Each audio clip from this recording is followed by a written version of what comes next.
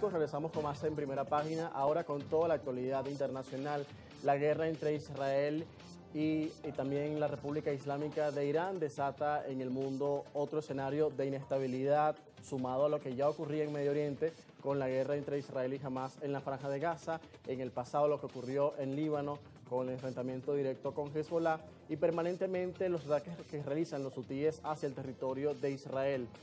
Los analistas dicen que todo apunta a Irán y ahora Israel ataca directamente al centro de Teherán, del poder de la República Islámica, del gobierno de los ayatolás, que durante años han rivalizado contra el Estado hebreo.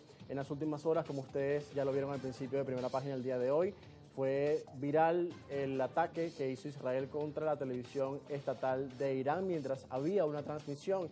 Esto ha cobrado la vida de 3 personas, se ha destruido parcialmente el edificio donde está la cadena principal de noticias en Irán, que es afiliada al gobierno iraní. Mientras tanto, miles de personas se están evacuando Teherán y otras ciudades de Irán ante la advertencia de Estados Unidos y del presidente Donald Trump que el país persa debe ser evacuado ante eventual recrudecimiento de este conflicto, en el que podría entrar también, por cierto, Estados Unidos, que ha remarcado en varias oportunidades que no va a permitir que Irán tenga un arma nuclear. Esta es la principal razón que alegan tanto Estados Unidos, Israel y otros socios occidentales, incluso la organización que regula la posesión de armas nucleares que tienen ya varios países. Ellos alegan que Irán no ha declarado y no se ha sincerado respecto a la posesión y el avance que ha tenido en los últimos años sobre la construcción de un arma nuclear.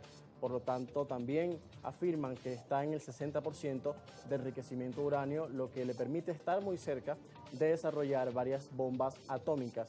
Por esto se ha recrudecido este conflicto de una rivalidad que lleva tiempo y también pues hemos visto esta situación de incertidumbre, de inestabilidad y de ataques, por lo tanto pérdida de vidas humanas, lo que es lamentable.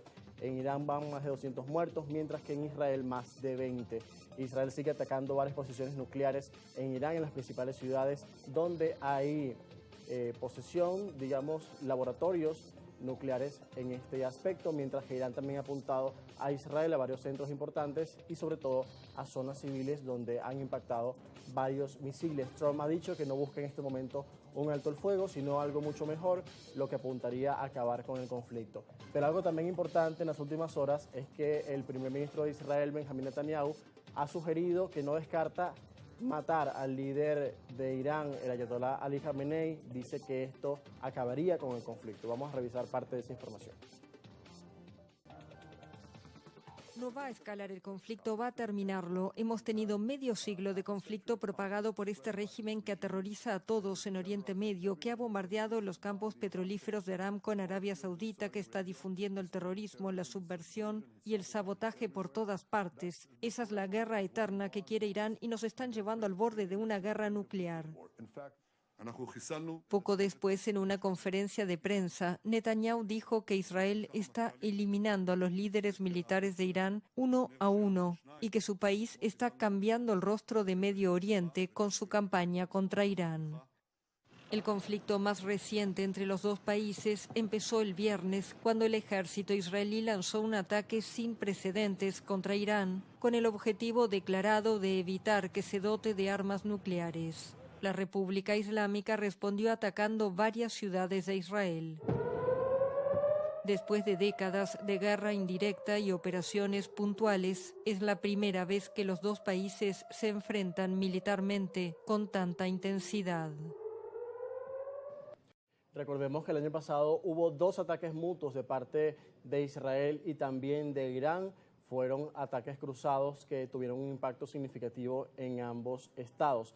Pero vamos a ver parte de la destrucción ahora que queda en Tel Aviv ante el impacto de misiles balísticos lanzados directamente desde la República Islámica. Estamos hablando del centro económico de Israel.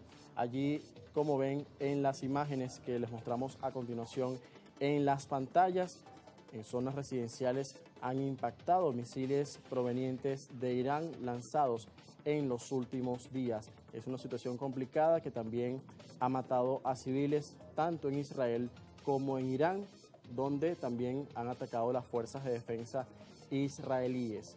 Es parte, amigos, de la destrucción, no solamente en Tel Aviv, sino también en ciudades como Jerusalén, en Haifa y en el sur de Israel, en el caso de Eilat, donde también han sonado las alarmas.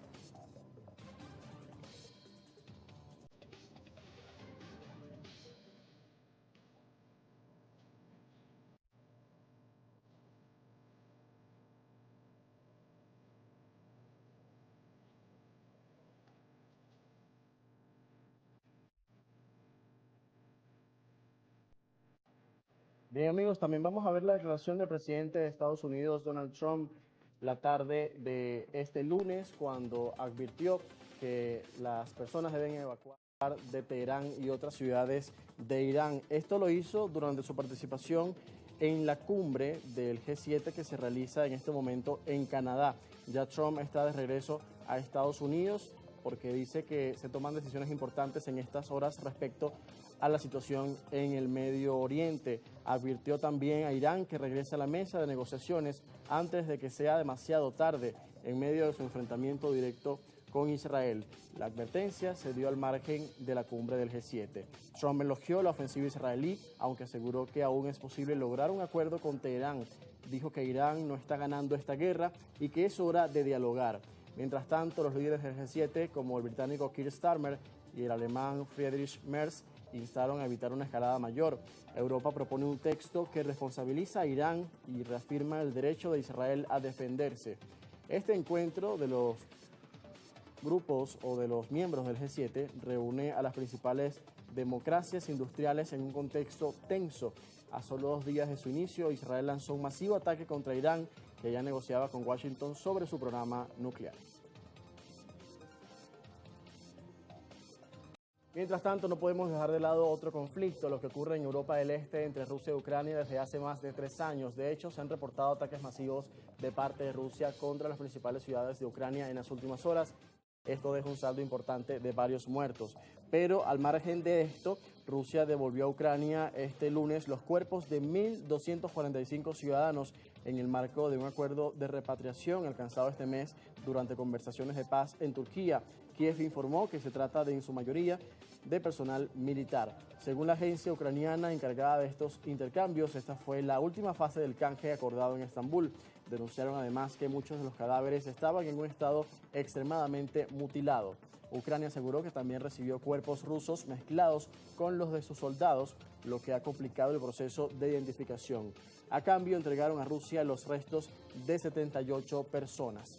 Desde el inicio de la invasión rusa en 2022, se estima que han muerto decenas de miles de soldados de ambos lados, aunque ni Kiev ni Moscú publican cifras confiables sobre sus propias bajas.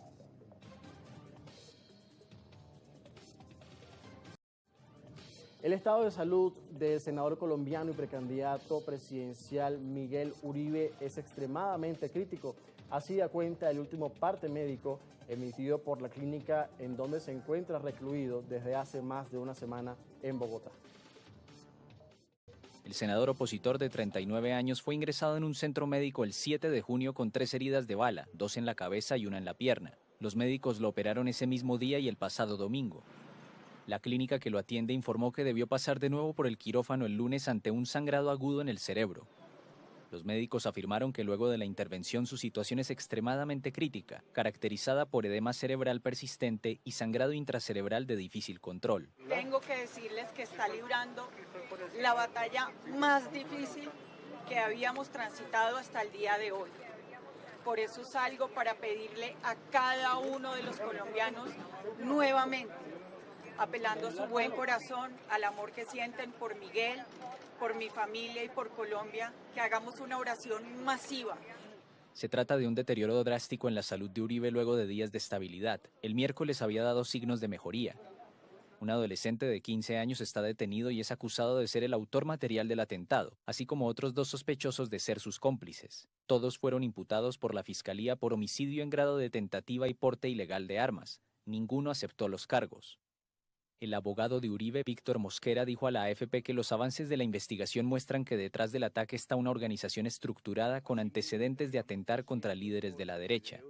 El presidente Gustavo Petro sospecha de una supuesta mafia de narcos colombianos y extranjeros con sede en Dubái. Siguen las investigaciones para descubrir a los autores intelectuales del ataque. Amigos, y cerramos la actualidad internacional de este martes aquí en Primera Página en España, donde el presidente del gobierno español, Pedro Sánchez, que está afectado por un escándalo de corrupción de 2 colaboradores, retó a los partidos opositores, el Partido Popular y Vox, a presentar una moción de censura contra él si están convencidos de que cuentan con mayoría en el Congreso.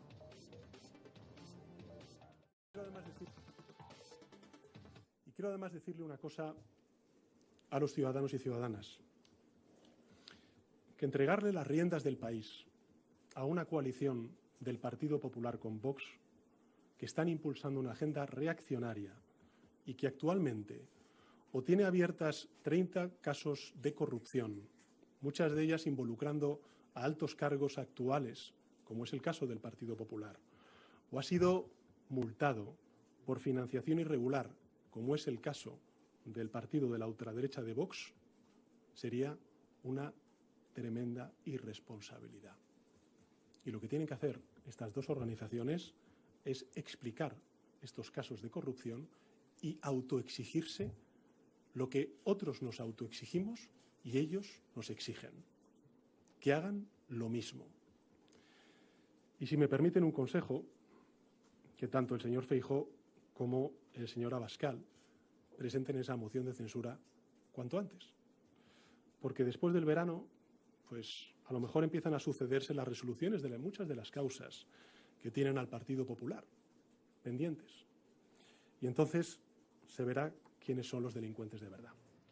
Con esta declaración hacemos un alto en la información internacional y vamos ahora a una nueva pausa comercial aquí en Primera Página. Al regreso, más actualidad y las entrevistas del día en su primer punto informativo.